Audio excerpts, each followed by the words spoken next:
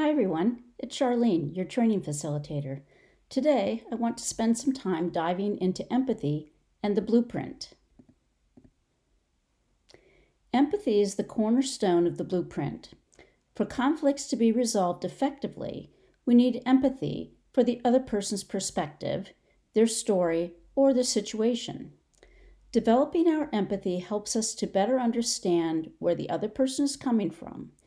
And the great news about empathy is that it's like a muscle, a skill we can work on and build each time we exercise it.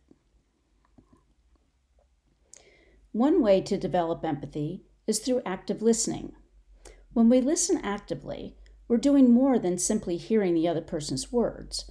We're trying to truly listen and understand. Here are a few do's and don'ts of active listening. When we're actively listening, we're focusing on what the other person is saying instead of allowing our thoughts to wander.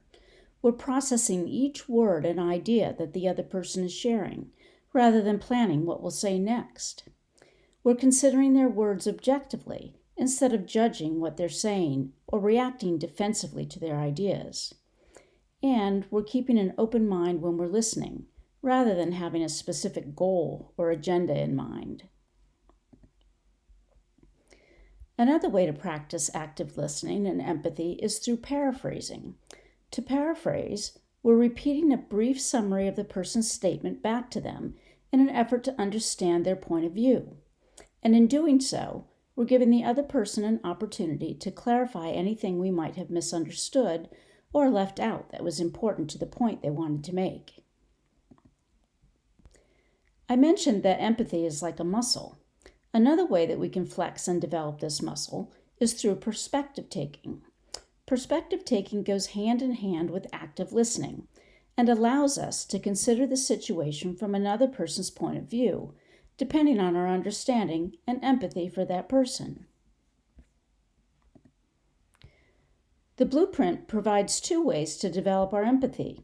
We can use the blueprint reflection when understanding a conflict that has already happened, or when planning for an upcoming situation that we anticipate may be difficult or lead to conflict. We can use the blueprint reflection to think about the other person's perspective and experience in that situation, which can help guide our future behavior.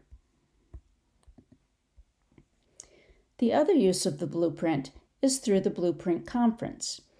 This happens when we get two or more people who have been affected by a conflict together to have a conversation about how each may be feeling.